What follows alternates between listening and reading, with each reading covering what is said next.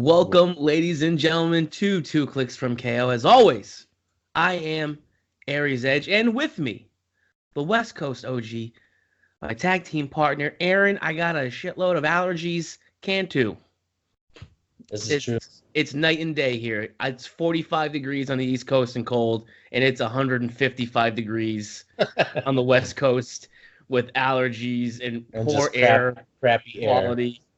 So, what's it called? The National Safety something or other released grades for air quality and stuff, and we got an F, like a straight smog F. alert. We got a smog alert. No, we got a straight F. Like Just it's like your guys' air quality is like Brazil's water quality.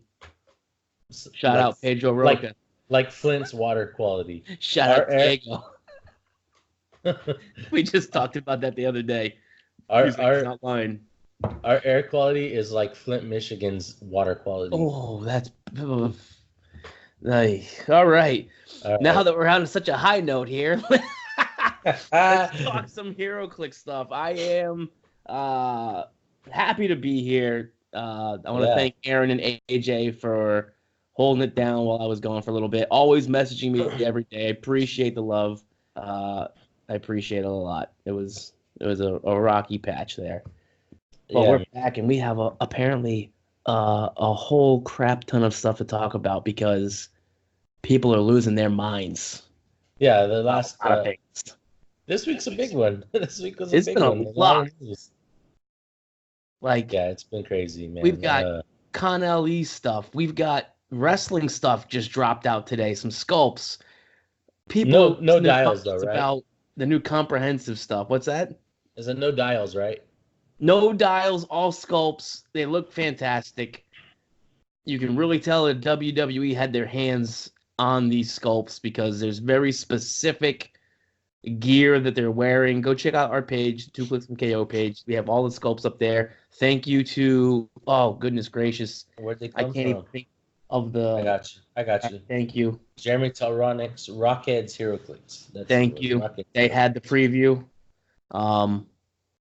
You can tell they had their hands on it because the Kane gear is very specific.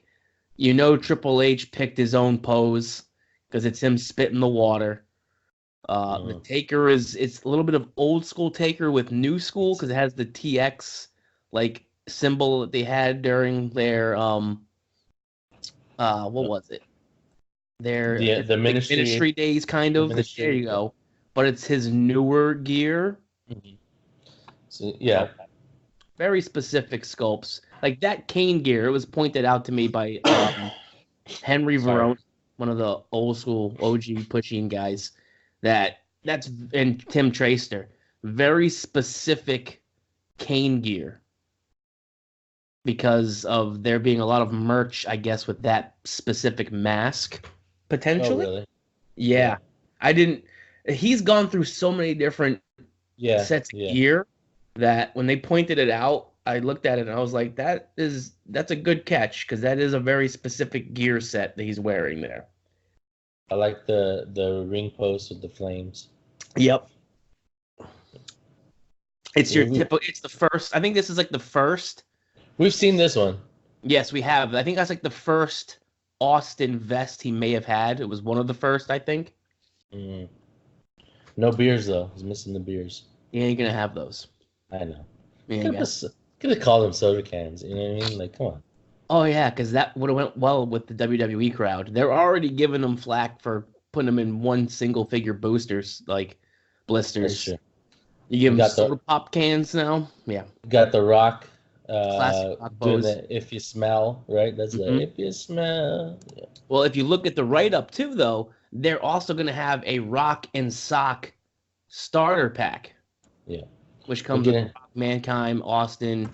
That's pretty. Like I said, it's very specific Triple H pose. Eddie Guerrero. I was super excited to see this one. That's dope. I'm very glad we got.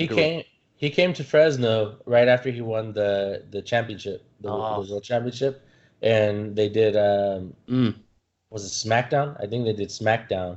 I think he was big SmackDown guy back. Yeah, and then he came in on the lowrider and everything. It was tough. Yeah, it was cool. I took the girl I was dating at the time. I took her nephew, and it was cool. Yeah. Lying, cheating, stealing. If you're not, Yep. if you're I not lie, trying to, I cheat, I steal. absolutely. The Macho Man talked I'm about this still one. super stoked about this one, It man. looks so dope. It's classic. It's the classic one too. I'm super stoked about Ric Flair. Too many woos. I'm not excited to go to a tournament and hear all the woos. Just I can't stand it when it happens in the UFC. You know what I mean? I'm watching UFC and you got all these woos going on. I hate that. Get this guy. Hey, you know what's funny? I can't talk about it. I'll tell you off air. There's a Oh, funny meme I saw involving Andre the Giant today. oh man, I can only imagine. Well, I'll tell you. It's not that bad. It was like when your girl goes to bed with just a tank top on, and they had a picture of Andre the Giant. She when it gets all mango. Anybody want the pinup? Yeah. Anybody want the peanut? You're on the Was first it squad. Trish? You're on the first squad. Is this Trish Stratus right here? I'm guessing. I mean, now that you say that, I'm gonna say yes. Didn't she have like a kick that was like her signature thing? I think so. But when I first saw it, I'm gonna I get thought, murdered by a wrestling fan when I'm wrong on this. no. I think you're right. When I first saw it, I thought Natalia because of the black and the pink. I don't know. But now that you say Trish, it makes sense because she had a kick. I could be wrong. Who's this guy? Who's this knucklehead? You don't know him? AJ Styles? Oh. The phenomenal AJ Styles. He was a big TNA hit for a long time. Kicked over the Ring of Honor and that's New way Japan Pro after my Wrestling. time. That's way after my time, bro. He's good. I don't necessarily enjoy. It's a very generic sculpt. This one makes my head hurt a little bit. Is this Roman Reigns? Roman Reigns. Yeah. Again, very specific gear with the red because he had a bunch of different gear being in the Shield and stuff like that for a long period of time. But it looks bad because it almost looks like his head is like twisting off. You know what I mean? No, it looks like he's just doing. I understand it, but it just looks turnbuckle jump punch. Well, it's the Superman punch. So you being a UFC guy. Yeah, I know what Superman punch is. But it doesn't look right. You know what I mean? It looks like his head should be more straight for the Superman punch. You know? He's doing that like off the cage Superman. He's doing like this. Yes, the big thing, Big Show. Yep, Big Slow. Big Slow. I'm hoping we get giant size with him and Andre. Who's this guy? I don't recognize Finn Balor. this guy. Oh yeah. Again, another Ring of Honor, New Japan Pro Wrestling guy that came over. Snoop Dogg's niece, I think, Sasha Banks. Sasha Banks. Okay. Fun fact: she came over. She wrestled up here in the Northeast for a very long time. She came through, I think, an organization called Chaotic Wrestling, which also had. When they talk about her, it also had Kofi Kingston, and so I recognize that name. Warbeard Hansen. He is now with the Viking Raiders, I think they called them. Way back in the day, they were called War Machine. Yeah.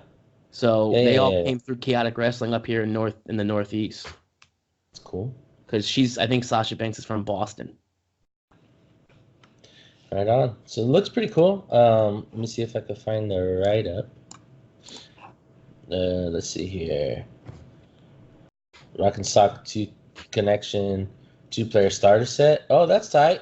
Rock and Sock Connection. Yeah, so basically what they're doing is they're trying to gear it towards it's going to be a starter set. So you're going to get everything that you need in the starter set to play. I think it even says in there you're going to get action tokens, you're going to get dice. You get The Rock, Mankind, Stone Cold Steve Austin, Triple H, Ric Flair, Shawn Michaels, and then you can get expansion pack contents, which is the single piece figures that we were talking about, right? Exactly. So you're getting, I think you're getting a good 6 figures. Yeah, Charlotte Flair, Sasha Banks. That's a different Finn one. Balor. That's the mixed No, I'm just reading. reading the names here. Which is cool. So they're putting out 2 different starter sets. This one's $35. Yes. So I don't know what is coming in there that is different than the other one. It's a wrestling ring. includes a WWE ring. There you go. I didn't read that part of it. So I'm guessing another special terrain. So now this is out. I had heard this at States. Never before seen pack powers. Yes. They have new powers in the WWE set. I had a little nugget dropped at States. Remember we had a visitor, but I wasn't sure if I was supposed to share that or not. But that's exciting.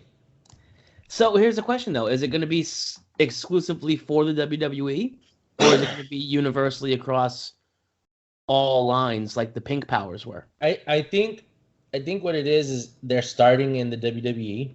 Ooh. And then I don't think there's any in Black Panther set. I can't imagine there is because it comes out first, right? But I'm thinking maybe future sets, kind of like maybe 2020. Like the lime green powers started off in Unleashed, right? Earthbound, Exploit, all that was new in Unleashed. Yeah, and then there was a whole new set that had all the brown or the gold figures or the gold. Yeah, eventually they had the lime green. Lime green wasn't around when way back in the day. Unleashed is the first for lime green. Yeah, neither was like hypersonic speed and all that either. Yeah, that was added on. Was it? Hypersonic speed was in the second set. Unleashed is way after. What am I thinking then? You're thinking of Hyper Time, which you're right. There was brown powers added. I'm thinking, was it that or was it? Oh, it might have been the Mystics team ability. Because the Mystics came later and it was exclusive only with DC, and then it started. Yeah, way later in Marvel. But even that was before Unleashed because you had like Mordru had it, and that was in Cosmic Justice, and then but no, Lime Green came out in Unleashed, which is this first set with the Kingdom Come figures. Yeah, and I remember there was like an insert in the pack that told you what the powers were. So, this looks cool. I'm old. No. I was playing right around then too. So I mean, a lot of people are going to be like, I have no idea what they're talking about. Right. Well, we plan to start with questions. We kind of got derailed really quick. Should we jump back to questions? Yeah, I mean, I'm a wrestling guy, so getting those wrestling things, I was especially when it just happened 15 minutes before we got together. So I was excited about that. All right. You want to go from the 2 clicks page first? Yeah, why not? Christian Bogan says, with the rule change about print and play, do you think WizKids will put a system in place for damaged or missing cards with these new previews on our hands? Do you think Illuminati has a chance to be meta, defining like the Mighty Thor was? Man, so, right into it, huh? Right into it. Let's let me go back to screen sharing, I guess. So, for those, if you happen to not know what he's talking about, this week there was an update to the comprehensive rulebook. Basically, an all new one came out, and there's a lot of relevant changes. WizKids was actually nice enough to break down some key ones, some very notable ones. There was a handful, There's a handful. There's but what Christian's talking about is print and play. So here you can see it shows game element cards. Players are required to bring in these original cards for all their game elements. Proxy cards will not be allowed if a card becomes damaged beyond use or is missing when playing in a sealed event. At the discretion of the tournament staff, a replacement card may be used if available, or the player may use a printed version of the card provided by the tournament staff. So that's what he's talking about. I mean, this is basically something that was already, I guess, in play. Yeah, I'm gonna preface this really quick. So this was already a thing. Yeah. WizKids stopped supporting print and play. I believe Nick Fury was the last set. I could be wrong. It was right around. It was around there. Cards. Yeah, it was around there. But I remember there was a post on Realms about it, where Zoran had basically posted that print and play would not be allowed anymore, and that they were going away from that, and I believe they said it was a licensing thing, right? Yeah, he Somebody even made a comment about that when this came out. I think it might have been Brian Poling. I'm not 100% sure. He asked Zyron about it, and basically Zyron flat out said it's a licensing thing, and it's not just the art and their likelihood. It's also all of the flavor text and things like that on the card as well. It's all licensing. Everything is licensing. On top of the fact, and this is what people have been kind of like very upset about, is, well, what happens when I get this, that, the other thing? And Zyron has even said we are looking into getting and improving our replacement program. So that's still a thing. Like when we had a whole bunch of chases in the turtle set, the skateboard chases with the wrong cards, and they replaced them. And I've seen a lot of rebirth packs with no cards.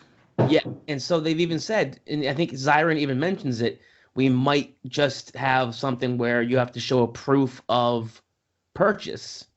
And if it shows that you had a proof of purchase from, whatever, we can go ahead and issue, replacement cards or whatever the case is. But what they're having issues with too is we're having issues with these the Asian figures you're seeing sold on like eBay. And then so they're having theft in their facilities as well, obviously. And then people are buying these figures and then having cards made. So I think they're trying, this is just my opinion, I think they're just trying to get that under control as well. Yeah. That's just cutting out. No, they're cutting their legs out. Yeah, I've seen that too, the Chinese figures for selling no card on eBay. Super cheap. Yeah, I mean listen, I'm not like on WizKid's side per se, like if you're gonna talk about put it in that context. I'm not on anybody's side other than there's no real sides. It's just I understand why they're doing it, and I understand that it's a business and they need to run their business the way that it can be run. Part of the thing is they license these properties from DC and Marvel and whoever else, and they need. I say DC because DC's like we always hear they're super strict, but it's everybody, and they license all these products and they need to follow the rules, like that. Absolutely. If I'm Marvel, or WWE or whatever, I don't want people printing a bunch of stuff to play a game for free when I could make money off of it. And I think a lot of players too wouldn't even care if they had a purchase program in play. If it cost $1 a card to get them from WizKids, I think people. Oh yeah, I'd totally be okay with that. Absolutely. Yeah, and so like another part of this was the modified sculpts, right? Because it's kind of related. And I had the question about what about broken sculpts? Because I mean, we've all gotten broken sculpts out of the box before, and things like that. And hey, some of this stuff they make, it's just brittle, it breaks, Yeah. Well, I think that what they're trying to do is when they say modified sculpt, is they don't want people flip-flopping out, because we have a lot of Spider-Man, Captain Americas. If you flip-flop some sculpts and I look at your figure and I see an armor Spider-Man and it's not that particular Spider-Man, I think that's what they mean by modifying sculpts. Right. And I've actually run into that. Thinking it's one instead of the other. Yeah, I've actually run into that before. Yeah, playing it was a really long time ago, but I was playing out of town and a guy had his figures, and a lot of figures I knew what they did. Like memorizing was a big part of the game back then, and so I'm like, oh, okay, I know this and that, and then I'm like, what? So I get it. But this is also why I don't like sculpt reuse as much as, because you'll have like the Incredible Hulk set. You had the same Hulk sculpt used 4 times. Well, even the WKO prizes, right? They have like reuse sculpts and the op kits and things like that, So yeah, certain times like that. I mean, but even then, sometimes too, though, you'll see that they'll reuse a sculpt, but that sculpt is already rotated out, so it's not modern anymore. Yeah, so you can kind of piece it together then. Yeah. But when you had even like Galactic Guardians back in the day, you'd have 3 or 4 Silver Surfers And so you have to look at the dial and be like, all right, it's got the defender's team ability, so okay, that's this silver. So it was just, I think they're not wanting people to do that. So you're not trying to.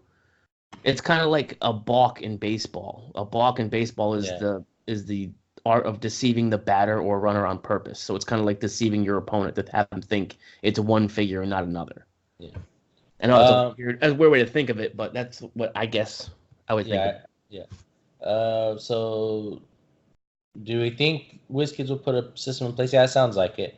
And then he says, with these new previews on our hands, do you think Illuminati has a chance to be meta defining like the Mighty Thor was? So, Mighty Thor. So previews, we have previews. We had our own previews. Yes, if we you're did. Following the show page, which is exciting. We're the first previews. Very proud of that. That's nice. Yeah, so we can go over those. We can go over these. Clickstuff had some previews also dropped this week for Black Panther. While you're pulling that up, seeing as how we're talking about previews, we'll go over those previews. If you want an in-depth breakdown of all the Con LE previews that we put on our page and we shared from that WizKids write-up, be on the lookout. AJ is writing a new article. He'll be publishing on the blog page, and he'll be breaking down all of those Con LEs that you saw posted up. So be on the lookout. We'll post it to the page. 2 Clicks from KO on Facebook and on the blog post, so you can get an in-depth write-up on those. Mm. So here's first of our previews. We have Enigma. I don't think we're going to go in a lot of depth on our previews because I did an in-depth write-up already. We did, so just check that out. So check that out. It's on our blog page. Links on the Facebook page, on the pinned page. But Enigma, I think, is a pretty decent figure. She's got basically the ability to immobilize characters, and she's kind of tough to hit because she's got shape change, super senses, and impervious. So she's got a lot going for her. She can carry one character when she phases, even with the flight symbol. She pairs well with Rescue and Iron Patriot. So what do you think about this figure just as a whole? I mean, I think it's for a rare, I think it's a solid figure. It's got precision strike, so it's always going to be dealing at least 1 damage. It's a good tie-up figure. It's going to be one of those ones where it's super hard to hit if it didn't make an attack, and you could just run it through a bunch of figures and immobilize them so they can't go and do stuff. I think honestly, and then the keywords it has too. It has really good keywords. I think it could be a very good figure in all the big 3: the sealed, casual, and competitive. I think it could it could play well. I think she's fringe in the 300 modern, but I can see a spot for her. Next up, we have Taskmaster. I think this guy is like another fringe piece. He's kind of a lot of points. But he's awesome. But he's awesome, yeah. He basically has this list of powers here, and you can choose any 2 from that list. He can use those, and when he just targets a character, he doesn't have to hit or anything. They can't use those powers. So if you're worried about charge and flurry, you give him charge and flurry. You have him charge flurry somebody. Now they can't charge flurry, or even he can choose charge flurry and still shoot from range, and then say, "Well, now you can't use charge flurry." Exactly, that too. Yeah, so it's like it's pretty neat. He's got a lot of tricks. He doesn't break theme, but it says he doesn't count against theme teams, but he can count for theme teams. So that's cool. Neat. So he doesn't break theme, but he can make theme. So I think martial artist is probably the most relevant keyword he has. He is wild card. I think a really fun figure. I think if he was like 20 or 25 points less, he would be like actually really competitive. Yeah. But no, you're right there. I think at 100 points, he's like just good enough to warrant play, but like he's probably not winning worlds. You know what I mean? No, he super collectible because people love Taskmaster. Yep. Super playable, probably the best Taskmaster we've seen. a great representation of Taskmaster. Yeah. Will be a beast in sealed. Oh yeah. But I don't think he's making a humongous splash in competitive. But overall, it's a very solid super rare from the set. Yeah. And I think again, you won't. There are certain super rares you pull, and you're kind of disappointed pulling them because it doesn't play quote unquote competitively. This is one of those ones you would pull and you wouldn't be completely upset about, Right. just because of how cool it is. Yeah. Leadership. I mean, it's got really good values. I think the other thing too that's like you mentioned sealed. And sealed, he's really good because he's just hard to hit. Because he can take combat reflexes and an energy shield, and he already has an 18 with toughness. So then you're like, okay, just kind of come at me, bro. Like hit my 20, you're probably not gonna. So yeah, he's pretty cool. Next up, we have the Chase, Captain America. I mean, just what did I say when I talked about him? Like, I just want to play him just to knock someone back 150 squares. Yeah, I just want to and then instantly memes were popping up. I might hit you so hard it'll blow you onto a whole nother play table. Yeah, So I heard on a couple podcasts, they talk about this piece and they didn't really get it. Like, why does he have the gauntlet? He should have one gem and stuff. No, in this comic, there's a significant issue there.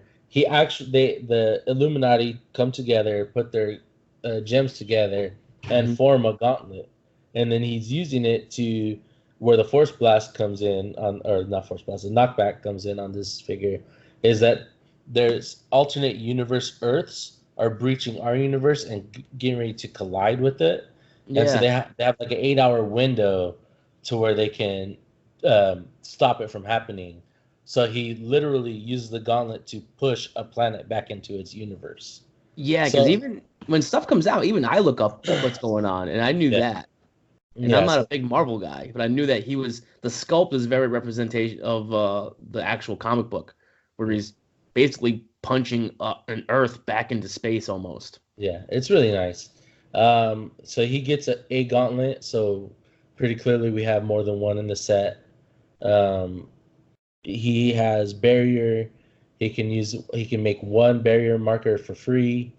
That trait is protective pulse wave is relevant because he only takes 1 damage from attacks thanks to that trait. So I think it's nice. Somebody said, well, that's stupid. Why does he have invincible? I'm like, because like he can still be he can still be poisoned. He can still be shredder damaged. He can still be, like, I guess, incapped because he doesn't have willpower. That's something that other people were knocking on him, no willpower, which I get it. But I mean, if you want him to be 135 points, you have to take some stuff off him. Yeah, you have to give some gift. But he has 6 clicks of 11 attack. It's really cool because the 6 clicks taking only 1 damage at a time. If you think about it, it's kind of like Lockjaw, how he has the 6 Infinity Stones, takes only 1 at a time. So it's another pretty cool way of representing that. It's like Bizarro from back in the day, too. He would take damage and just take 1 Orzib token off of him and stuff.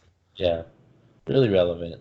On top of the fact, too, is he can choose powers from the gauntlet as well, as we'll see in the next thing. So if you're going to play him at 150 with the gauntlet, you can choose your willpower. You can choose other things that you may or may not want as well on him. Yeah. So here's the gauntlet that presuming comes with him.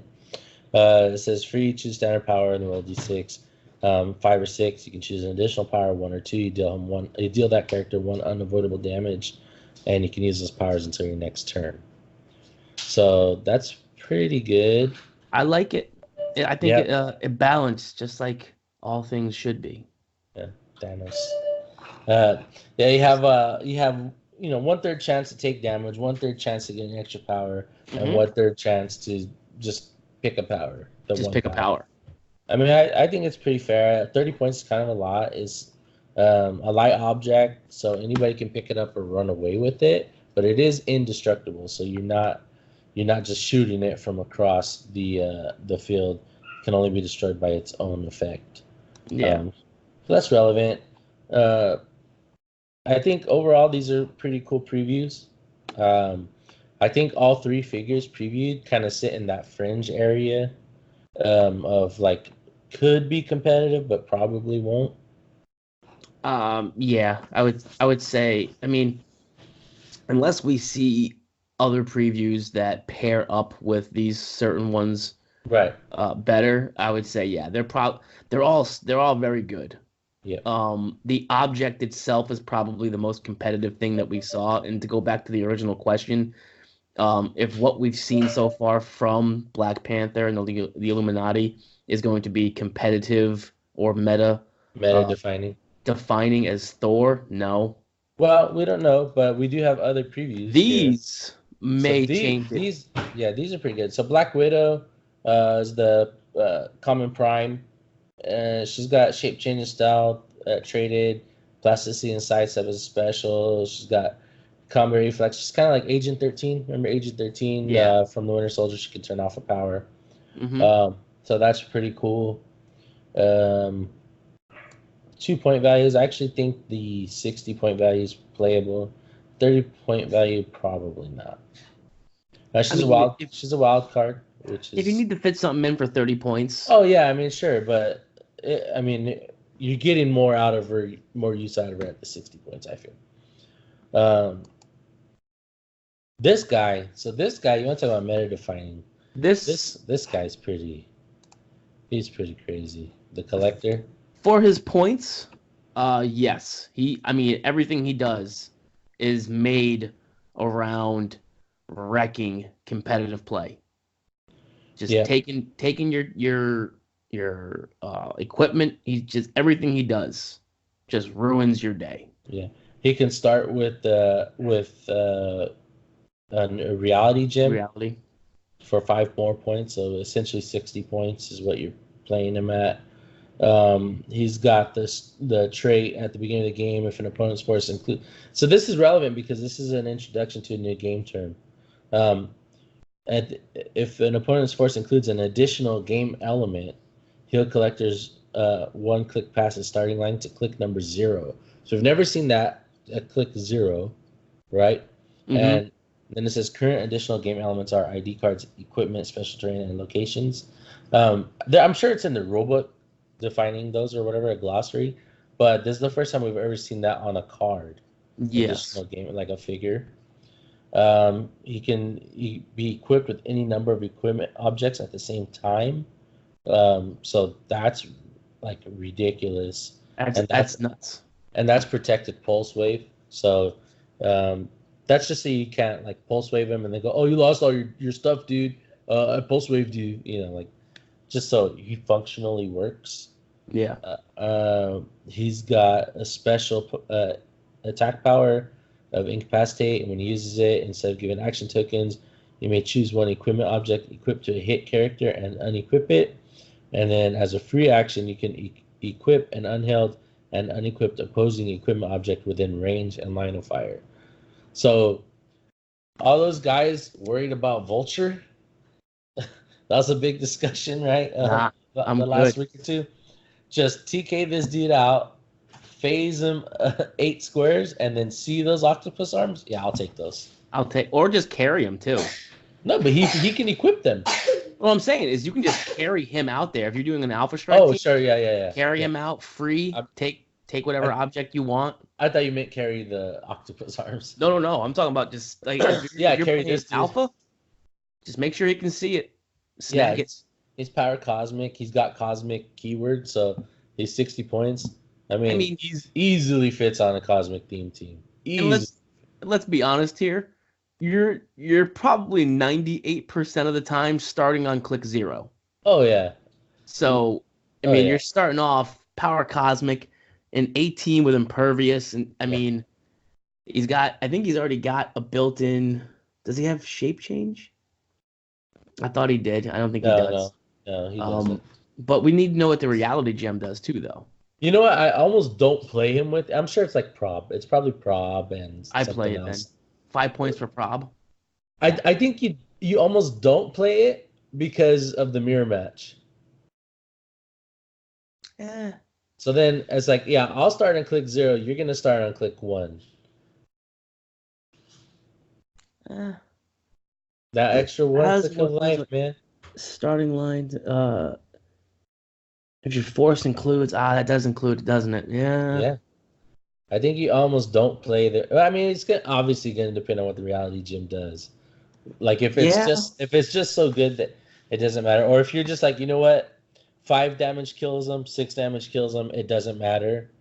Like I think it's pretty cool.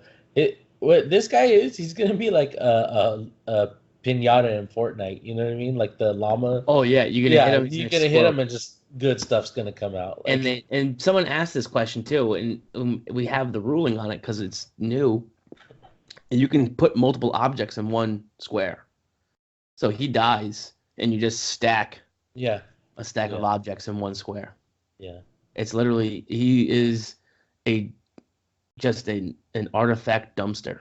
Yeah, no, I think it's very relevant. He is very very relevant. Yes. Yeah. Yeah, I would say as far as meta defining, it's like you're really gonna rethink your equipment at the very least your equipment, at the very least. Because this guy can just take it. Well, absolutely. I mean, but when you think of Thor, you think of the Thor set. We're talking. I'm saying this Stormbreaker, Carnage. This guy is meta defining. Like, he is. He's going. Not saying the set. I'm saying this guy is. He is the best silver bullet so far. I would say ever. I don't know if I'd go that far. In this meta, with how many people use special... I think ID cards are more the issue, and he doesn't affect those really. But we have Kobik. Kobik's another chase. Kobik, similar to Cap, can start the game with a Cosmic Cube, which we will have one of, because it says any one Cosmic Cube. Yep, but there's multiples. Yep. Kobik is 100 points, 115 if you're playing with the trait. She's got a trait free. Choose both a friendly character and an opposing character with printed team abilities. Those characters can use the team abilities printed on the other character's card instead of their own printed team abilities until your next turn. So you can snag Power Cosmic off of a character, Quintessence. Yep. You can give a character your Mystics to hit them with, and then trigger your own Retaliators with, which is good and bad because your Retaliator's gonna die. Like. Oh yeah. Because he's gonna take Mystics damage. But that's a really neat trait. She's got Rewrite History trait, which is a power action once per game. Choose an adjacent friendly character on their starting line and a character on your sideline with the same name as the chosen character. Basically, if they're the same point value or the one on the sideline is less, you can swap them. It's like shifting focus. Yeah, it's kind of like a sideboard for all you Magic players, which is really neat. I see a lot of people talking about like Captain Marvel. There's the Ultra Chase, and then the was it the title one? You can turn the Ultra Chase into the title, or you have the Ultra Chase. You have the Chase one from the movie. Yeah, you can turn the 150-point one into the Ultra Chase.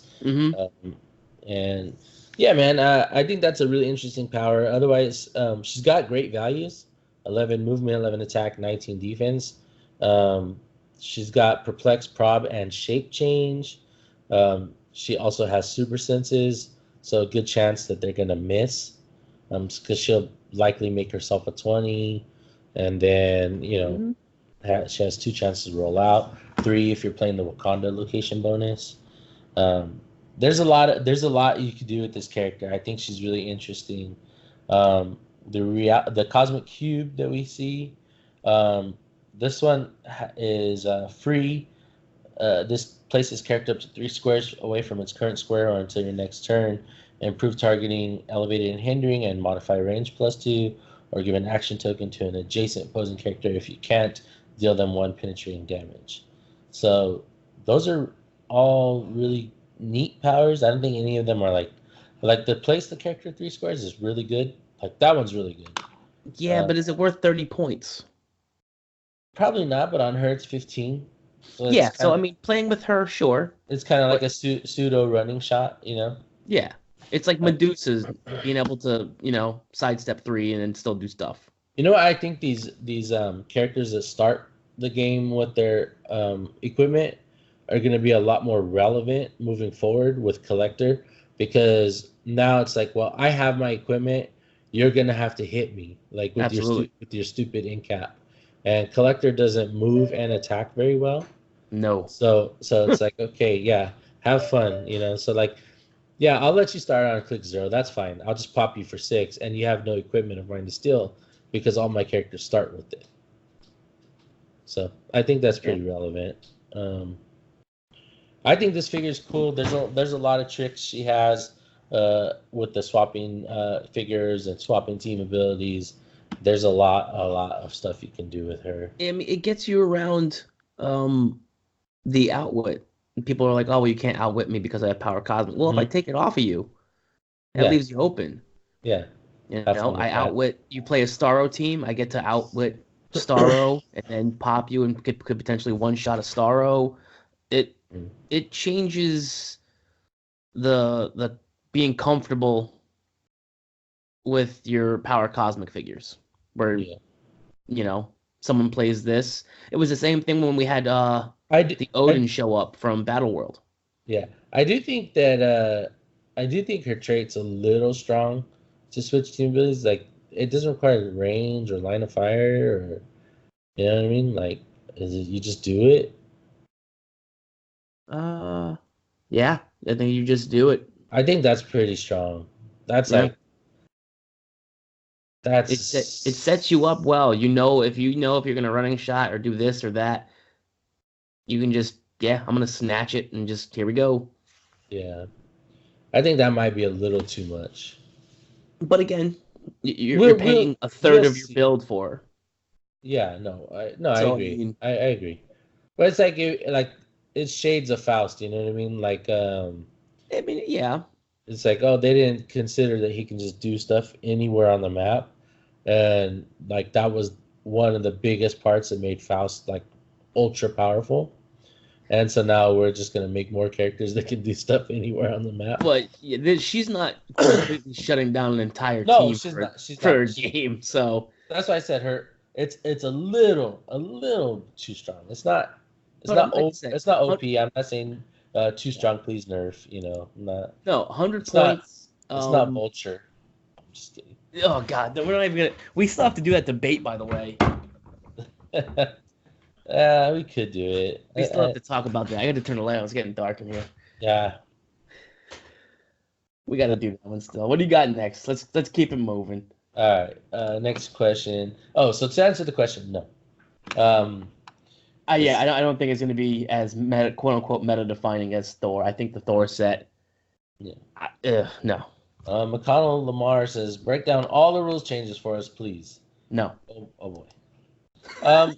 I mean, WizKids did a pretty good job of it. I mean, they have so I'll just go over them real quickly. Note taking, you can now like take notes in the middle of the game on a piece of paper, which I think you could have done before, anyways. Yes, you could always bring paper and pencil there. You could bring paper and write down. The only thing you could do though is write like chosen powers and like points, like if you knock something out. So it was something like that.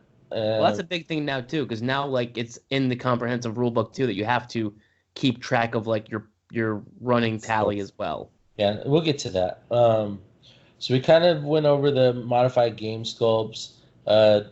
Custom painted game sculpts will be allowed as long as it's not like too confusing. It basically is what it says, and then they kind of drop a little nugget that they're going to have unpainted sculpts coming out soon.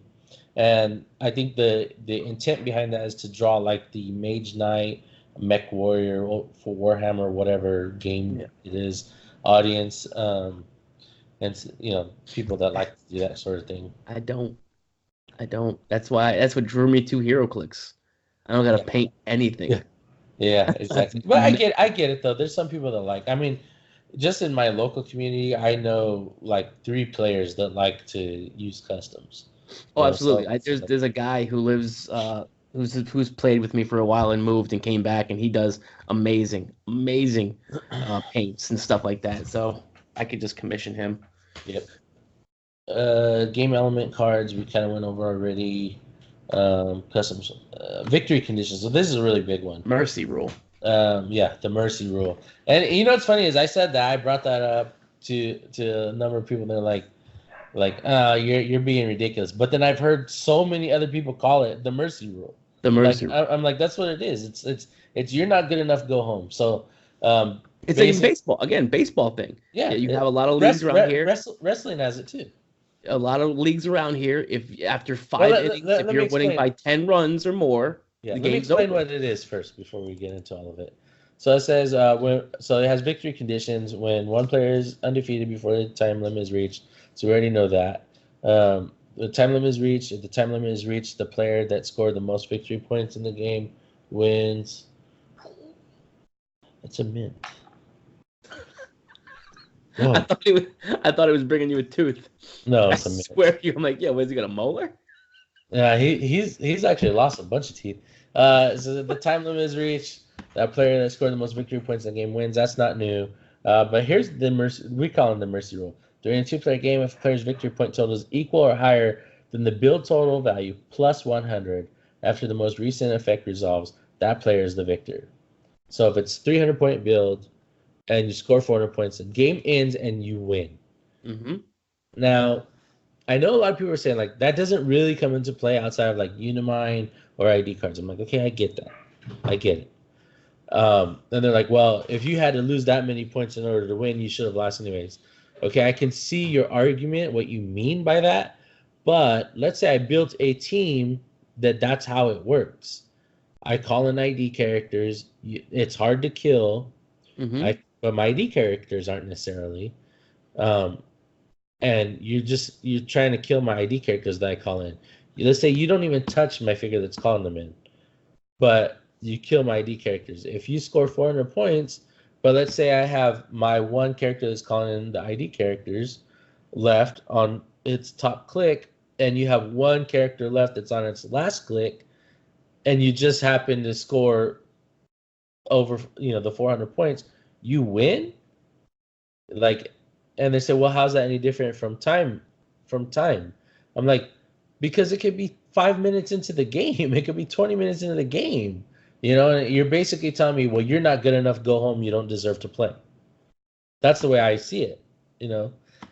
In wrestling, they have a technical fall.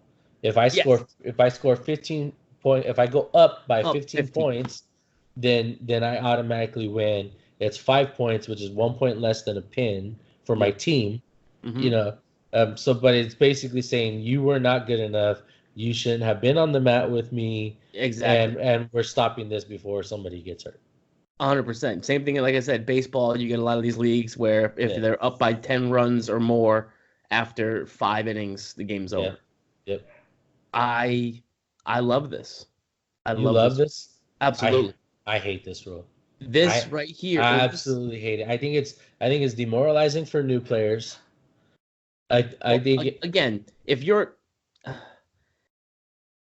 playing as a new player, are they really going to be playing a lot of the game elements that could absolutely not put you up over 400? My brother just got a Blackbird, and he's looking at like, I'm going to use my ID cards that came with my Blackbird. They're the only ones I have, right? Okay. But my brother he does not play as competitive. He doesn't show up to tournaments regularly because we have a lot of them on days he can't attend and things like that. So he's going to come to a tournament, and then I'm going to have to tell him, like, oh, they killed your ID cards? Yeah, it doesn't matter that your X-Men and your Blackbird are still alive. You don't get to play anymore. Okay, but this is something where you can go ahead and you can... I'm sure you can house this stuff. I mean, bigger events.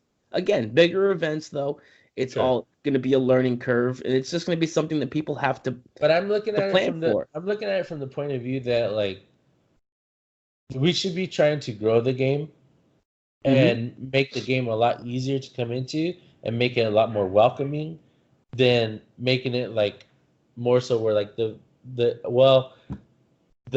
meta players will understand how this works.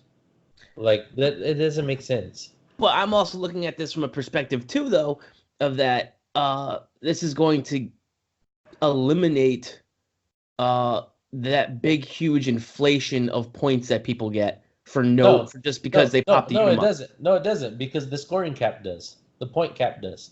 You can no longer, if it's a 300-point game, you can no longer, you can in game score 700 million points, but when we go to record it, you're only going to get 300 points. Yeah, exactly. But again, so that eliminates that part of it. You don't need the other victory condition. I don't need to. I also don't need to sit there for 45 minutes to take 900 points of your team. If why not? If I have the ability to win, still, you're telling me I'm not allowed to. You shouldn't. Then don't. I shouldn't eat a loss scoring 800 points, but they shouldn't make at 3. They shouldn't make game elements that can do that. Then. Well, they're always going to. Well, they shouldn't. If that's the rule, that's the way I feel. And like further, it's like, okay, they say, oh well, it's just Unimind that's the problem. Okay, fine. Why didn't you early rotate Mighty Thor, and then release this after rotation? Well, it's not even that too, because you still have trouble alerts, you still have ID cards. Sure. There's still a lot of different things that can play a factor. But again, though, on the same scope of what you're talking about, how dejected would you be as a new player wiping out 800 points of a Unimind team, but still losing because they took your whole team because they had Lockjaw left? And having to explain to them, hey, you still lose, even though you scored 500 more points than them. Mm-hmm. But because they had Lockjaw left, like, they win. So, I mean, it can go either way. I understand it. We're not going to like it. We're not all going to like it. But I think this. I mean, I definitely like, kind of look at it and go, all right, maybe I shouldn't play obnoxious points like right. Point so, you know what's funny though? You know what's funny is when I brought that up about the expansion area, expanding starting areas and Colossals, everybody told me I was being unreasonable, and so now I'm on the other side of it, and again I'm unreasonable. I don't understand. I never said you're unreasonable. Not you. Okay. But I was like, no. I'm not saying that. I understand why they're doing this for the rule.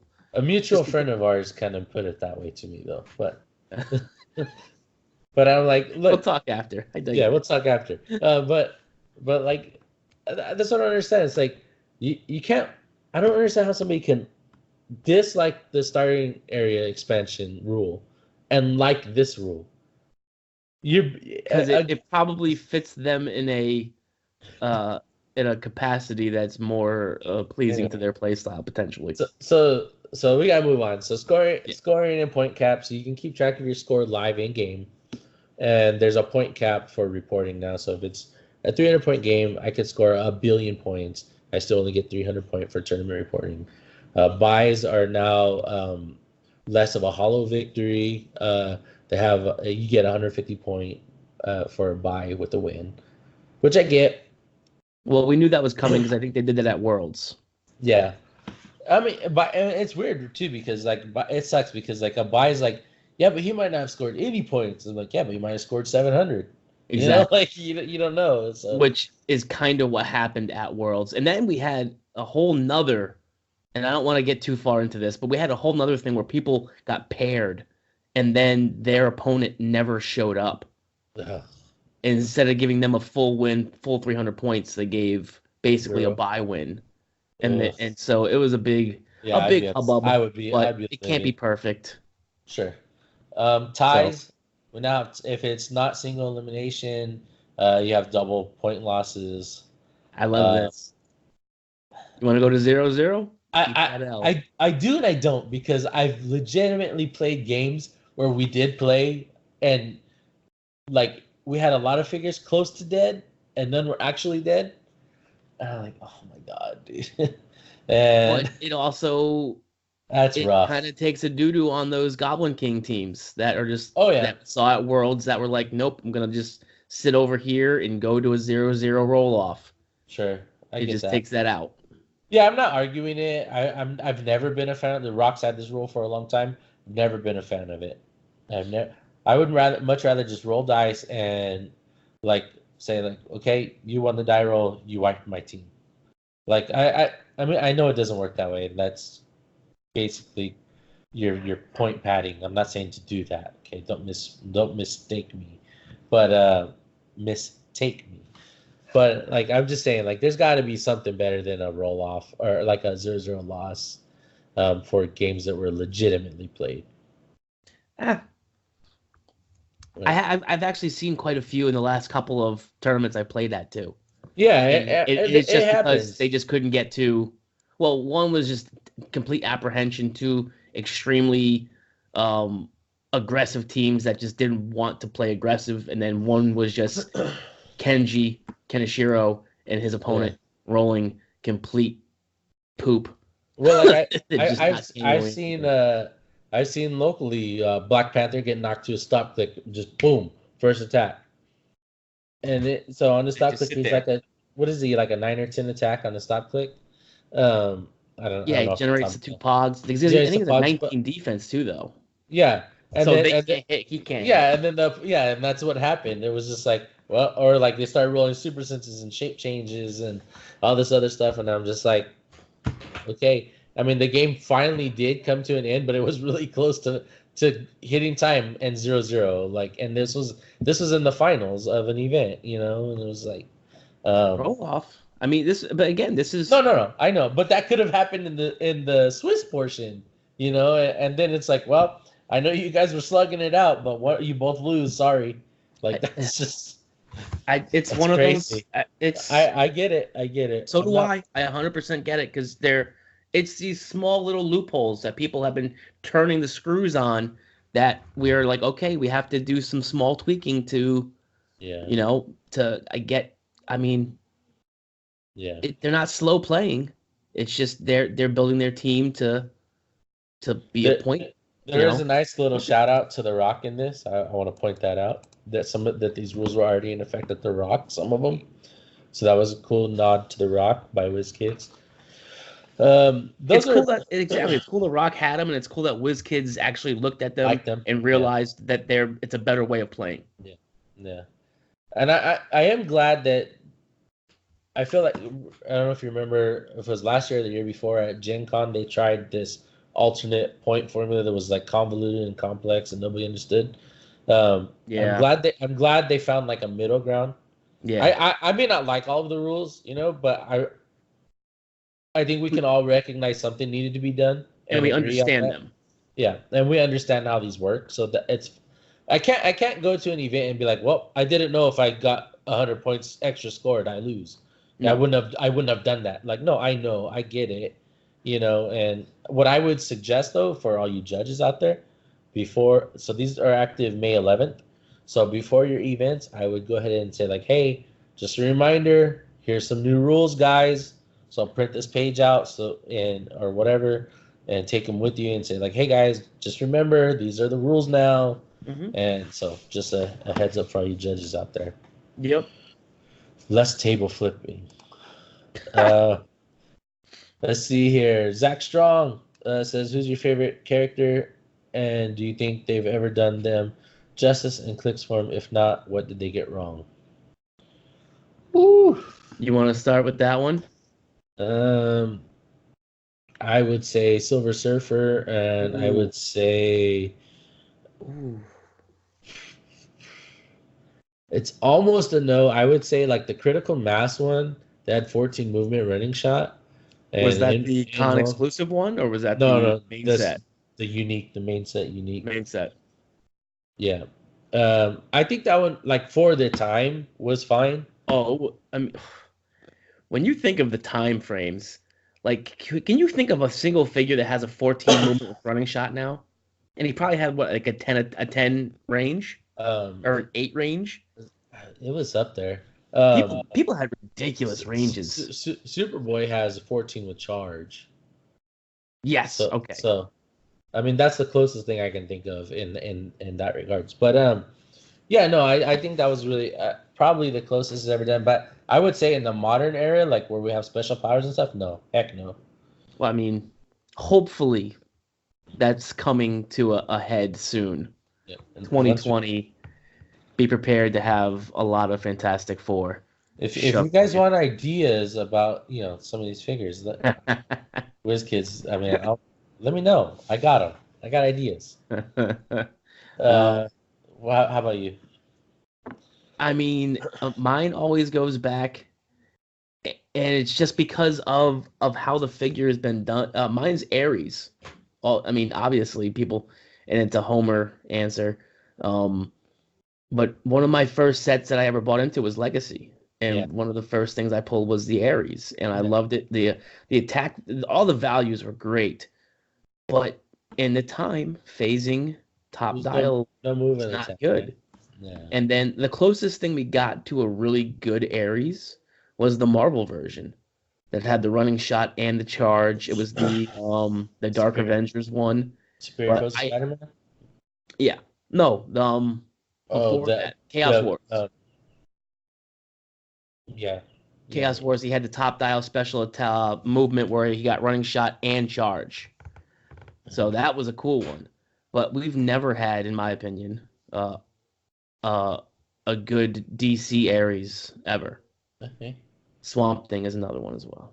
I'm just throwing it out there. Little nugget, little Swamp Thing. My ID card's still lonely. I was at my local comic shop this yesterday, and they just bought some really large collection off some person, Ooh. and they pulled out a Swamp Thing first appearance.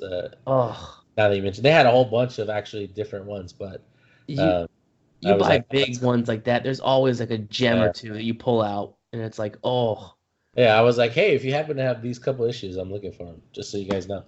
I'm looking for one issue right now, and that's it. New Teen Titans #2. um, I'm looking for Avengers Volume 1, number 195. I'm looking for the first appearance of Deathstroke. This is first appearance Taskmaster.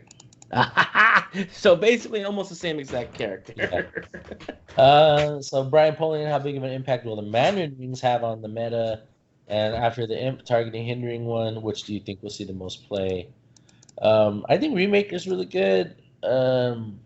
There's like one that gives TK.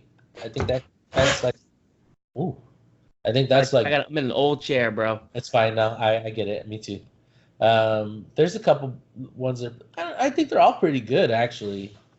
Trying to think about all of them off the top of my head, but I'll tell you, AJ's gonna probably break them down in his blog post for this week, and so you guys look out for that. But Penetrating energy explosion is good. Yeah, how big will the impact will it be? I think pretty impactful. It's interesting, right? Because like we talked about Collector earlier, so it's like how good is there if there's a character that starts with them already equipped, then I think they just become that much better. But if not, then it's like, okay, you've got to worry about Collector, you've got to worry about them just getting shot, you've got to worry about Iceberg Lounge location. Yeah, there's a lot of factors. So I like them too, just for the fact that if I can find two that are solid and it's stuff that I need on my figure, it's what, 10 points if I can get them both equipped. Yeah. Oh, you know, these are indestructible, so never mind the shooting part. But yeah, so they're a little slower for me to get them on, but it's not 30 points like a gauntlet and then potentially not getting my second power. You know what I mean? Yeah. If I can get Remaker attached, I get Poison, I get Shape Change. If I can get another one attached later on, it gives me something else. I've got 2, 3, 4 powers maybe, depending on how they all pan out. So I think the rings are gonna be good. I actually think the H dial is pretty good. Yeah, I know he didn't ask about it, but since it's one of those, I think the H dial is pretty good. That one's that's. We'll let AJ jump into more detail, but that's a funky one. I think it'll work good on the figure. Yeah. Let's see here. Paul Growth. You're playing in a rock this weekend. What team are you bringing? Well, that depends on the format. It is. It all depends on and that. What matchup are you hoping you don't see? I mean, mirror matches suck, just generally, right? Because a lot of times it's like who goes first wins. Unimind versus Unimind is horrible. Alpha versus Alpha is just basically a roll off as well. That's mirror matches. Mirror matches in general just suck. Period. Yeah. So like that's a pretty obvious thing. If I'm playing this weekend, I'm probably doing like a. I'm being lazy. I think I'll play like a monster team. I would just play like a Black Panther. Yeah. Give me a full point Black Panther on a Wakanda map, and then like a remaker. This dog is going nuts. And just leave it at that. So that's what 275, 280, 285. Yeah. I got 15 points. I'll play the the ape Batman Pog. I actually really like Tony's team from States, from California, the Black Panther Unseen team. That one's pretty fun. It's a team. Actually, it's funny because I sent that a very similar team to, obviously it was Modern Limited, so it can't be the same. But Randy, one of my locals, played Black Panther Unseen Tulane, I believe it was. Oh. At one of our events, and it was a really good team. Yeah, I think it's that's something like that. I just don't want to play mirror matches, and like I've played Don't Die stuff, but I don't want to play against it. I'm aggressive. I'm always aggressive. So I want to get in your face. I want to make you make mistakes, and I want to roll my attacks. Yeah, and for me anymore these days, I haven't been playing too much like competitive. So like I feel like when I go and I have fun, I play better. Like I'm not putting all this self-induced pressure on myself, and like I gotta win. So like I said, I probably play like some of these the Venom figures that I have. I just got me another one of these guys. Here we go. Yeah. Just got me another one. Yeah. Let's just add that to the pile of stuff you're gonna send my way. How about you do that, man? How about that? Son of a! I got one of those. Oh, okay. How about this? I got a Nas. This one's actually yours. Oh, it's mine? Oh, cool. Yeah. I don't want to play Billy Bash and Shazam or anything. You motherfucker. I owe Aries a trade. I've been slacking, but in my defense, I've been busy. I know you've been busier. I know. I get it. Hey, how long have you had my end of the trade? A week. Oh. Hey, you're the one that says don't worry about it, bro. Don't worry about it. Man, I know things happen. You can ask anybody. Anyway. As intense as I am, I'm pretty laid back about some stuff. Jeezums Doom Gaze Carrington. What a name. Says, what maps do you think will make the most impact at Nationals and why? I think Iceberg Lounge is a big one. Wakanda is a big one. The location bonuses. Yeah. It's going to be the location bonuses. I think Hacienda is still good too, dealing 1 damage, tanking out your retaliators. Ivy's Greenhouse. Yep. I mean, anything with a location bonus. If we're talking about just plain vanilla non-location bonuses, because those are going to be the top ones. All of them are going to be the top ones. You're still looking at construction site's a good one. Underground Cavern or whatever it is. That's not the other one there. The other underground map. Amok Time. Yeah. Yeah. It's called Underground something. Yeah, something. Underground Caverns, I think is right. Yeah. You have the Rock Underground is a different one. Yeah. I think construction site on Married with Clicks on Monday, we kind of went over that map, and it's really interesting. There's like some pretty good ways to block movement paths. Mm-hmm. A lot of people play overdrive, right, instead of like a flyer, and there's ways you can really limit mobility on that map, but not so much. And there's actually a lot of like blocking to be dealt with, but it is outdoors, so your colossals aren't necessarily safe anymore. Yeah, Another one that was like that was Hedge Maze. Hedge Maze is a good one. I saw that played with some Tri-Sentinel teams. Yeah. Bro, it's no joke. Yeah, there's a few maps.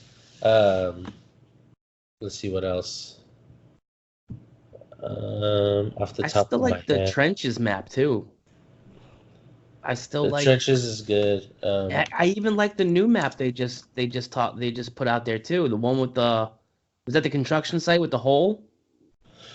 That you were talking about? Yeah. I love that map. I love it for, like you said, the amount of block. It's got all your terrains on it, and it's a very simplistic but very complicated map, I guess you could say. A lot of intricacies to it. Yep. You have to be on the edge to see down the hole and stuff. Which is a whole different thing of being able to shoot up. Right, and one thing I said too was you can throw your boxing ring in that hole, and then it's like there's only one way in and out of that hole if you don't fly, and so you can worry about that, and then like if they want to come in the hole or on the edge of it and try to shoot you from the edge, they're getting that -2. So yeah, it's a really interesting map, I think. Let me pull up the Modern Legal map list. Obviously, WizKid's Office is a big one. I really like Train Station and Train Yard. Those are fun. I would even say 4 Point Gaming Club map is like that one's a mother to play on. Like that one's the colors drive me nuts, dude. I bring it locally, and like my players hate it because of the colors. But then, like once you get into actually playing on it, it's super like. No, it's an awesome map. It just, it bugs my eyes out, man. you know what figure plays really well on it is that Venom Rocket, because he can shoot through the one blocking terrain, and it has those walls, and then they ignore the elevated for movement. Yeah, that Venom Rocket actually plays really well on that map. Prison, we've talked about Prison a number of times. We really like that one. Underground Temple, that's the state's map. The Docks is cool, but I don't think that one's too impactful. No, you're playing a Skull Team, the Skull Train Station, Train Yard. Yep. I could see some Skull Teams maybe. But the main ones are the location bonuses, right? Yeah, we've hit them. Yeah. So, let's see here. Oh, I missed my. Okay. Jeff Farrow says, "How good is Collector from Black Panther and Illuminati going to be?" He says, "And by how good." Real good. But he says, "And by how good, I mean it's stupid good. And how much are you willing to pay if you don't pull one?" I don't know, $15-$20. Yeah, something like that. I would say he's probably 15 to 20, 25. Yeah, maybe.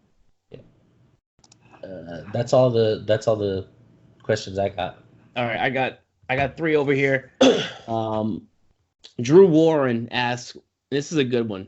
Okay. What was the biggest influence you had on you from this game? People who taught you, people who learned from, the people who helped you truly love this game. So who influenced you to play it? Who influenced you to want to teach it? Basically, who brought you to this game to love it? Man, it's a multi-layered question, right? Is it? So when I first got into the game, I was in between classes at college, and there was a comic shop nearby. I walked in, and I was not a big comic reader growing up, but I watched obviously the 90s run of Spider-Man, X-Men, the Fox one. Yeah, 4Kids, all the 4Kids stuff and Fox, right?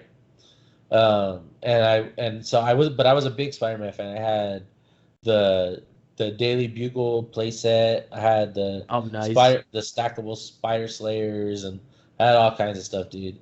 So I walked in, and Critical Mass had just dropped, and there was the Spider-Man. I saw a veteran Spider-Man where he's doing the handstand, right?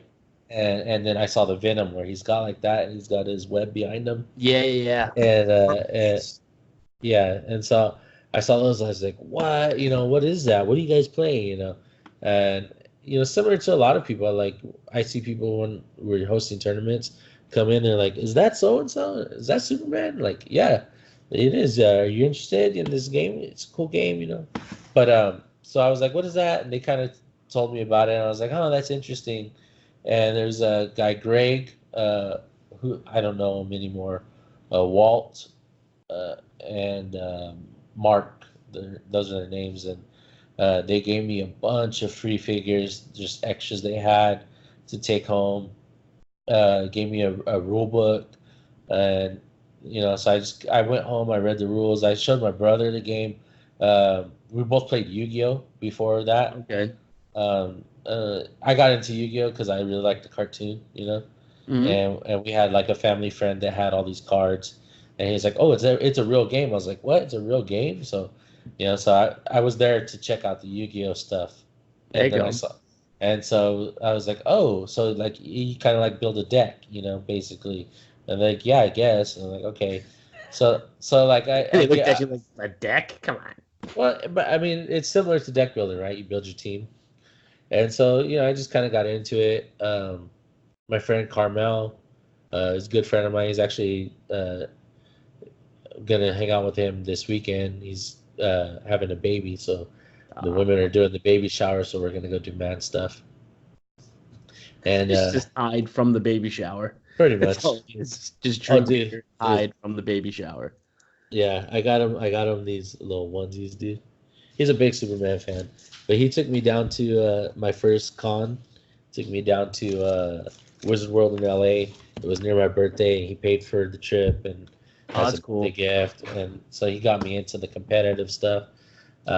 He recognized I had a skill that I was good at the game, and he took me to my first tournament for an LE, which I won when Unleashed came out, and then shortly after that we went to Wizard World, which I made a top 16 my first time, so that was really cool. And then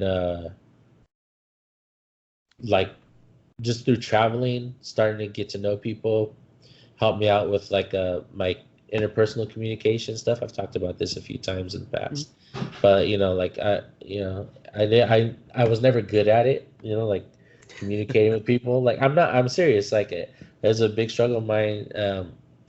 And like to the point where like, Pat and I are friends now, but like we could like we got into it the first few times we met. So, it's like so like that's a big one. My buddy Frank took me to the first rock that I won, which was like an 80+ player regional, and I wasn't even gonna go, but he was like, because it was like, no, I don't have the money. And, go. Because I didn't have the money to go, and he was like, no, come on, I already got a hotel, I'm already going, let's go. And so I was like, all right, cool, and I ended up winning. So and then the podcast blew up after that because I was already going with my friend Brandon. But when you win a big event, that helps. A little bit. Yeah, so it's a lot of stuff. And I just really love the game, man. It's like, mentally, it's a good mental exercise. It keeps you sharp. Yeah. But check out this onesie I got. I got a few different ones, but that's a cool one. Yeah, I got a Batman one, some other ones. Cool. Nice. Gotta stay DC. I respect that. Gotta stay DC. The big Superman fan. Big Superman. Good. Yeah, man. I mean, mine's is just about the same exact thing. I played Mage Knight first. I played that with a couple guys from high school back when I was in high school, and none of it. Like, I was getting rules and stuff secondhand, and then some of the rules didn't make sense. Yeah. And I was like, "There's no way I can't shoot up, but you can." No, so I got angry and I just stopped playing. Like soaring. The soaring. Oh, Mage Knight. Okay. Oh, Mage Knight. No, you had to play you had to measure out. It was almost like D&D almost. Yeah. Things out and stuff. And it was it's all inches, right? It's like. Yeah. So, but they were trying to say all right, if I'm up on top of this hill, you can't shoot me, but I can shoot down. It was just a lot of dumb rules that I was like, this makes no sense whatsoever. As far as being a game mechanic, it makes sense. Like if I'm a sniper, I can shoot from the hill further, but it's like. But I could see them. It wasn't like they were hiding. I'm okay. If you tell me I'm right at the base of this hill and I can't shoot you, but you can shoot me, and there's no way for me to get up there. Yeah. Okay, this is stupid. I'm done playing. This game, so I stopped. Yeah. And then I met my best friend Jeremiah. A lot of you guys know him as Bruce Stark. Yeah. The other half of the Brothers Grimm.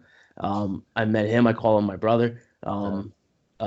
We were hanging out one day because we worked at the same warehouse, and I mentioned, oh yeah, I used to play this game, this and that, and he was like, oh, you need this, and he pulled out legitimately a Rubbermaid tote full of HeroClix and said, take anything you want. So I went home with 2 shoeboxes full of HeroClix, rule book, pack. That's the great thing about this community, right? Is like people are just so ready to get you started. They're just so ready. It's like, oh, absolutely. Yeah. He had full sets of stuff. He had a full set of Clobber in Time. He had full sets of everything, and this Rubbermaid tote was just all leftover. So we sat there and fished through it for hours. And I went home and I started to research. And that was when we went and we bought our first packs. It was Legacy. And I pulled the Kingdom Come Flash, which I ended up using to play at my first big con, which was Wizard World Philadelphia, which I still have. I think I posted it somewhere. I still have the original my team build sheets from that. Wow. I found Yeah. some when I was going through paperwork after we bought the house. I was, just cleaning out the stuff I had piled up in the garage. I was like, oh, what the heck? Yeah. So Yeah, you had it's to cool. play sealed to get into it. Yeah. And then you got, and once you made like the top cut, you built your team. Your team, yeah. So that's so long ago. I don't even remember. Like, so obviously I made top cut because I have both of the sheets. Okay. But then, so I'm like, I don't even know what I placed. I could have placed top 16. I don't even remember. It was such a blur because of how much stuff got thrown at me being at Wizard World Philadelphia and taking everything in for my first con. Yeah. And from that point on, I was back when WizKids had like the judge test and you could go up in different rank. I was a level 4 judge at one point in time on the East Coast. I was level 4.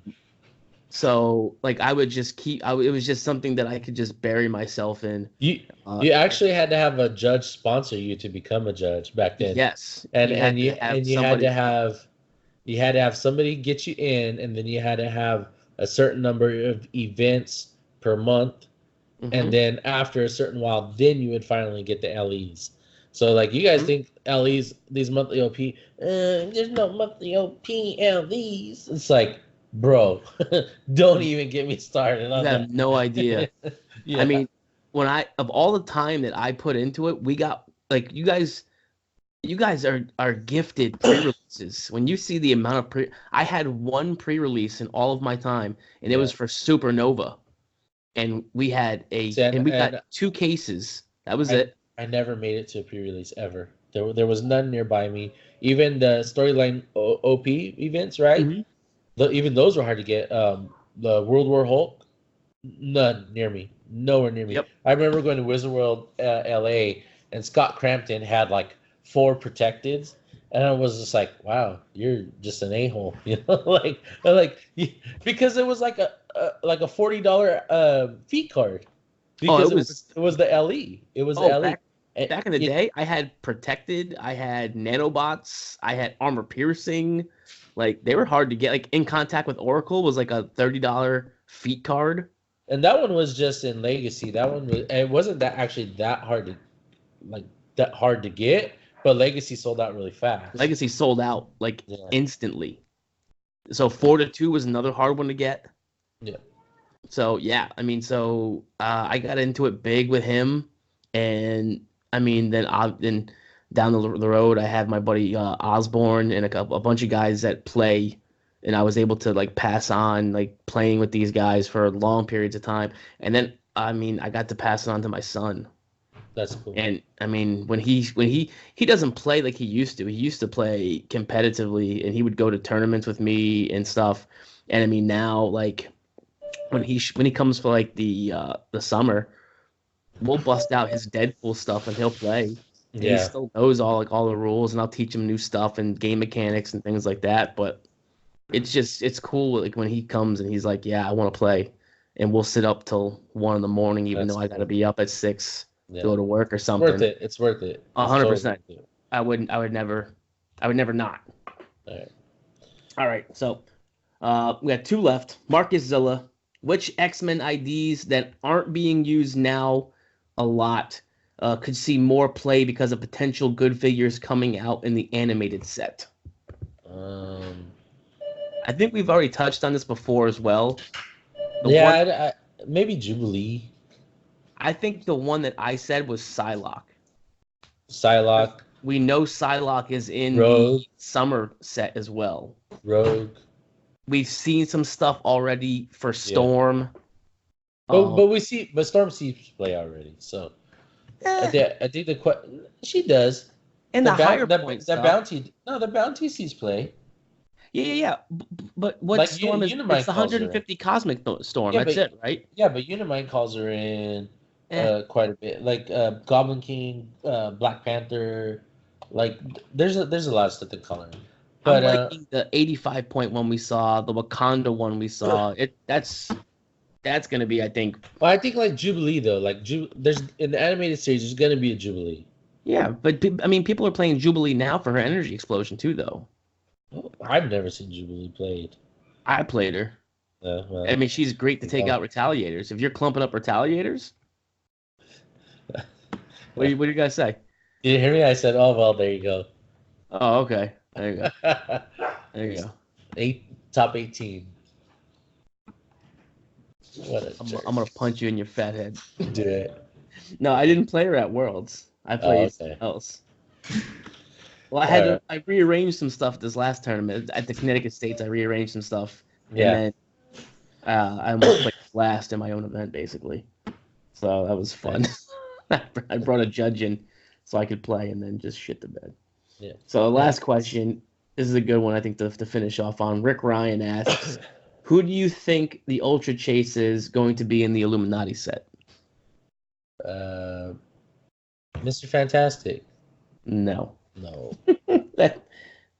I don't know. Ultra Chase Namor, just to make Christopher Smotherman very sad. Ooh. I would love for it to be. I honestly don't know. I have no idea. I couldn't venture a guess. I would love for it to be like Silver Surfer, like we just talked about. But it won't. I would love for it to be something surprise worthy. Doom. All right, so I mean, you think about the Illuminati. Like, imagine if it was like God Doom, God Emperor Doom. People would it'd be like the set would sell out in a week. It'd be like $1,000. Yeah. All right, so think of the Illuminati. So Black Panther, Namor, Captain America, Mr. Fantastic, who we can't do, Professor Xavier, which I don't think they mix X-Men and Avengers. We've never seen a set where they mix them. So it can't except for AVX. Except for AVX. So it can't be Xavier. It can't be Mr. Fantastic. Black Panther. So that leaves Black Panther, Captain America, Namor, which I think is technically an X-Men. So I don't think he can go. No, I think he can. We saw him in Earth X. Okay. So Namor. Actually, Black Panther is not in the Illuminati in some of the stories. He started off, but then he wasn't. Tony Stark, Iron Man is in it. Iron Man, that's another one. And we know Iron Man's in the set as a chase already with a gauntlet because that was on the artwork on the box. With the gauntlet, though? Yes. Okay. It showed him. It showed Captain America. Yeah. And it showed him with the gauntlet jumping. Yeah, so we know that's already probably a chase. Okay. I would say. But see, then you have Kobik, who I don't even know anything about. Neither do I. What is like the biggest thing that the Illuminati have ever done? Kill the Skrulls. Well, that, and then they also sent Banner. They shipped him. Yeah. I would say like a gamma fueled Planet Hulk. Yeah. Planet Hulk. Just a gamma fueled, nuclear explosion fueled Rage Hulk, who basically killed Black Bolt on the moon and just threw him. Black Bolt's another Illuminati. Yeah, and just smashed him to pieces. He told him, what did he say? I didn't come here to listen to you whisper. I want to hear you scream, and then just bashes Black Bolt to pieces. Yeah, that right there is my Ultra Chase.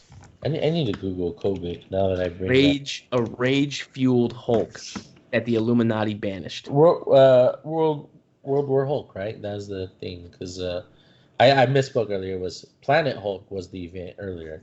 Then we have World War Hulk when he came back, right? When the spaceship he was sent out on explodes.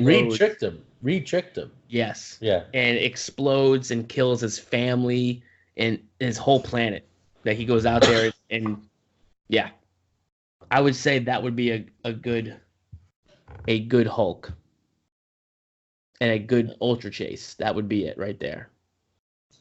I mean, didn't we also see a comic series recently where he was wielding gauntlets as well? Who was Hulk? The Hulk. He's had the gauntlet before, yes. Didn't we just see? Wasn't there one that just came out where he had two different gauntlets on in one of the multiverse or whatever it is? I'm not as caught up as my comics as I'd like to be, but I know he did wield the comics or the gauntlet in the comics. I thought I had seen him on one of the pages where there was two. He was holding. He had two gauntlets on. Maybe it's that Hulk. Okay, double fist and gauntlet. That'd be cool. Trying to think. They can do Annihilus, right? Annihilus is a cool thing. I think they can. We haven't seen. I know he kind of is from the Negative Zone, which is like a Fantastic Four deal. But they did one with him, and they did like one of his objects, didn't they? Yeah, but that was in Galactic Guardians or Guardians of the Galaxy. So I don't know if they can do him. They might be able to. They should just do the Super Skrull Illuminati. That to me would be like the most badass Ultra Chase, Super Skrull Illuminati. That'd be dope. I'm not as super excited with the Skrulls now that they changed the team ability. No, but I mean, just think about like you have the Illuminati, right? Which the big thing was Secret Invasion. Yeah. So that'd be cool. I mean, I'm a Skrull guy. I liked being able to roll twice. Yeah. But it would always suck because you would say, I'm going to roll for the Skrull, and you'd roll like the 5. The 5, and then you'd roll for shape change, and you'd miss it like a 4. Oh, yeah, that was painful. I hear you. We did have questions from Malcolm Rush, but we're running long in time. So I think we're going to save him for next week where he talks to us he has questions about team building. Okay. So we're going to think on those. He just sent those today too, I think. So, or maybe yesterday. I think it was either today or yesterday. Yeah. So that's going to wrap us up. Don't forget to check out the blog page where we have the breakdown of our previews. AJ will be breaking down the convention LEs this week. I believe it'll go up Tuesday. I think it's either tomorrow or Tuesday. I believe it's Tuesday. Might be Tuesday, I think. So look out. He's working on it now. Just subscribe to the blog in your RSS feed and watch our Facebook page. It always gets posted on the Facebook page. AJ is working hard on that as we speak. As always, thanks again to my man Aries. Glad to see you back in the regular swing of things. Hope everybody's doing all right in the family. Everyone, I saw Pop today. He's doing good, so that's good. For everyone else, I hope you guys enjoy the podcast. Thanks for listening, and remember, the real fun begins when you're 2 clicks from KO. Flex.